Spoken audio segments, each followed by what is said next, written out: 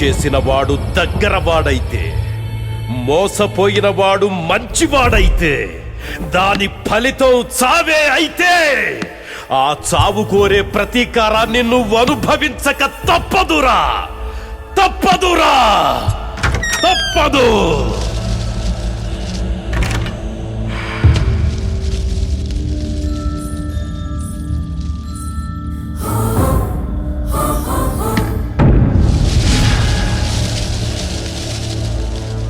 రా రా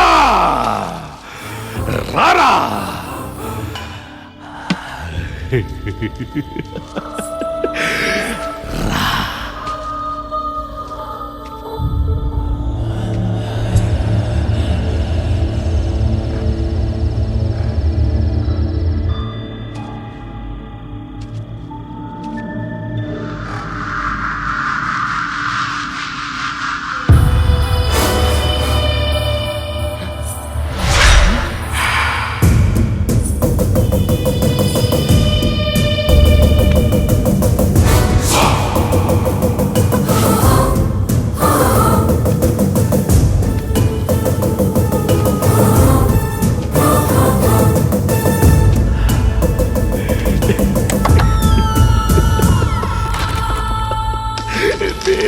రాజుని, ఎప్పటికీ నేనే రాజుని.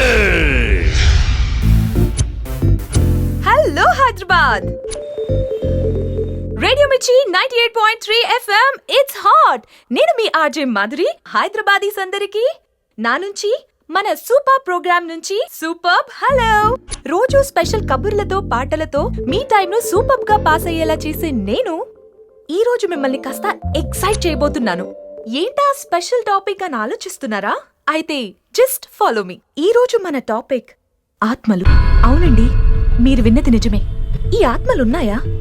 ఉంటే ఎవరైనా చూసారా? చూసిన వాళ్ళు బ్రతికే ఉన్నారా అనే టాపిక్ మీద ఈ రోజు మనం డిస్కస్ చేద్దాం. నేను ఈ మధ్య టాలీవుడ్ లో ఒక హీరోని కలిసానండి. అతను నాకు ఒక పురాతనమైన బంగ్లా గురించి చాలా భయంకరమైన విషయాలు చెప్పాడు. అంతే, తెలుసుకునే కొద్దీ తెలుసుకునేలా చేసింది ఆ బంగ్లా. మీకు ఆ సంగతులు చెప్తాను. అంతకు ముందు ఒక సూపర్ హిట్ సాంగ్ మీకోసం. Stay tuned.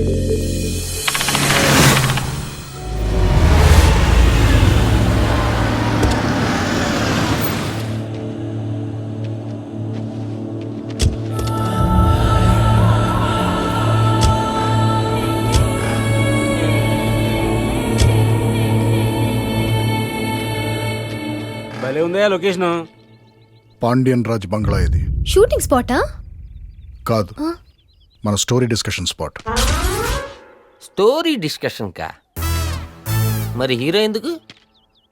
డబ్బు వాళ్ళ బాబుది కాబట్టి. మీది కాదా? మరి హీరోయిన్ ఎందుకు?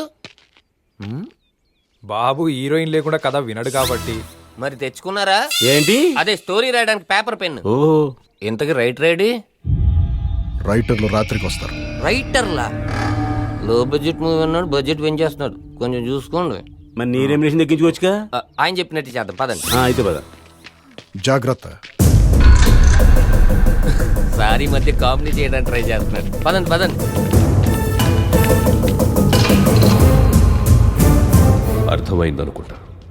వీళ్ళిక్కడికి కథలు రాసుకోవడానికి వచ్చారు. ఆ కథలు వినే ముందు నాకు బాగా తెలిసిన ముగ్గురిని మీకు పరిచయం చేస్తా.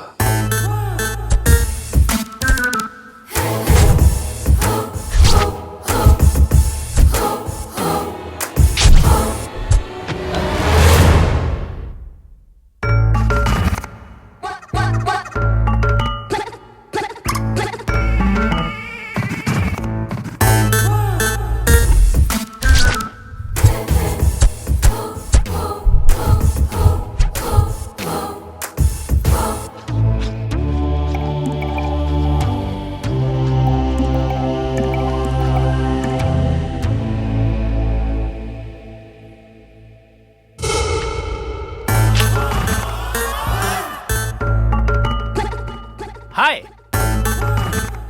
నా పేరు చంటి. నేను ఒక బిజినెస్ మ్యాగ్నెట్ని, వ్యాపారపు అయస్కాంతాన్ని.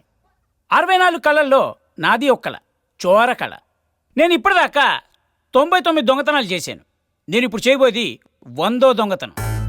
ఈ 99 దొంగతనాల్లో ఏ రోజు ఏ పోలీసోడికి దొరకలేదు. ఎందుకో తెలుసా? సాధారణంగా దొంగతనానికి వెళ్తే మొత్తం ఊడ్చుకొస్తాడు, కానీ నేను మాత్రం ఎంత కావాలో అంతే మోసుకొస్తాను.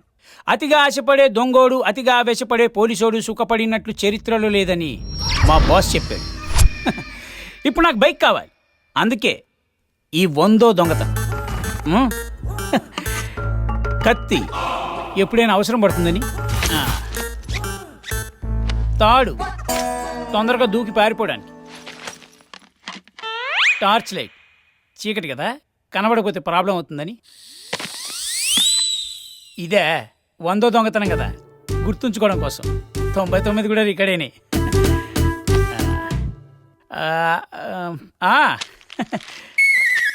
చిప్స్ మధ్యలో ఆకలేస్తే ఎవరిని అడుగుతాం? Self employment.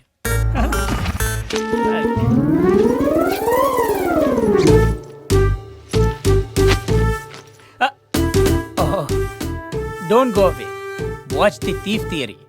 Tata, see you, bye bye, I love you, happy birthday. Thank you. వీడి పేరు క్రాంతి. పేరు పాష్గా ఉన్న పక్కా పల్లెటూరే, అందుకే వీడికి కొంచెం ధైర్యం ఎక్కువ. దీని పేరు గీత, దీనికి కొంచెం తెగింపు ఎక్కువ. వాడే చెప్తే అదే. ఎస్. ఇకపోతే నేను, నా పేరు శ్రీను.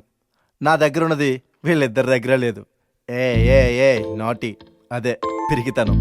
ఇదంతా ఎందుకు గాని ఒక్క ముక్కలో చెప్పాలంటే వీడి ధైర్యం, దీని తెగింపు నా చావుకొచ్చాయి. అమ్మయ్యా.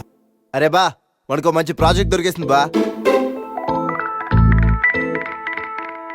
ఏం దొరికిందిరా? ఏం లేదే, మన రీసెర్చ్ కోసం మంచి యూనిక్ సబ్జెక్ట్ కోసం చూస్తున్నాం కదా, అది దొరికేసింది అంతే. ఫీల్ ఫ్రీ, ఫీల్ హ్యాపీ బా. ఏమంటారు? ఏంటది? ఏం లేదురా, బెరుడా ట్రాయ్. బాబు ఇండియానా జోన్స్, ముందు ఇండియాలో వెతకరా. నువ్వెక్కడున్నావా? హైదరాబాద్. హైదరాబాద్ ఎక్కడుంది? ఇండియా. మరి నేను ఎక్కడ ఎత్తుకాను? ఇండియా. ఏదవా ఏడ్సేవలే. ఎవరో ఏడుస్తుంది? ఈ ఆంధ్రప్రదేశ్ లో, ఈ తెలంగాణలో, ఈ భారతదేశంలో ఎంతమంది ఏడుస్తారు తెలుసా? సర్పరాజ్ కాటియే. చాలేరా నీ కామెడీ లాపు. మనకు కావాల్సిన ఇన్ఫర్మేషన్ దొరికింది. మనం చేయబోయే ప్రాజెక్ట్ మనకు దగ్గరలోనే ఉంది. ఎక్కడా? హైదరాబాద్కి 150 కిలోమీటర్ల దూరంలో. అక్కడే ఉంది. ఇది కాకతీయుల కాలం నాటి శివాలయం.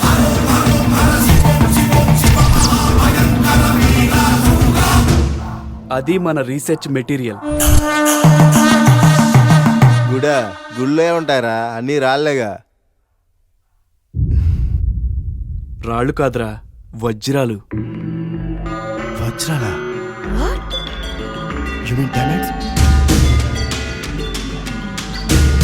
ఎస్, ఇది మామూలు శివాలయం కాదు, కాకతీయుల వైభవానికి నిదర్శనం. ఇక్కడ వెలిసిన శివుడికి ఎన్నో కథలున్నాయి. ఆయనకి నిత్యం వజ్రాభిషేకం జరిగేది. అయితే 600 ఏళ్ల క్రితం జరిగిన ఒక సంఘటన ఈ గుడి కథను మార్చేసింది. ఆ కాలంలో మహాభక్తుడు ఒక ఆయన ఉండేవాడు. నిరంతరం శివధ్యానంలోనే ఆయన కాలం గడిపేవాడు. కుటుంబం కన్నా ఎక్కువగా గుడిలోనే గడిపేవాడు. అలాంటి ఆయన జీవితంలో ఒక విషాదం చోటు చేసుకుంది. ఆకలి బాధను ఓర్చుకోలేక అతని కొడుకు అర్ధాంతరంగా చనిపోయాడు. తను నమ్మిన దైవం ఆదుకోలేదన్న ఆవేదనతో, అర్థం కాని ఆవేశంలో ఆ భక్తుడు దేవుని సన్నిధిలోని తల బాదుకొని ప్రాణాలు వదిలేశాడు. అది అరిష్టంగా భావించిన ఊరి జనాలు ఆ గుడిని ఆ రోజుతో అలా మూసేశారు. అప్పటి నుండి ఆ గుడి మూతపడే ఉంది. ఈ ఆలయ ఆక్రమణ కోసం ప్రయత్నించిన మహమ్మదీయులు, బ్రిటిష్ వారు ఈ ఆలయంలో అడుగు కూడా పెట్టలేకపోయారు. అడుగు పెట్టిన వాళ్ళందరూ శవాలుగానే తిరిగి వచ్చారు. అలా ఈ ఆలయం కాలానికి ఒక ప్రశ్నగా మిగిలింది.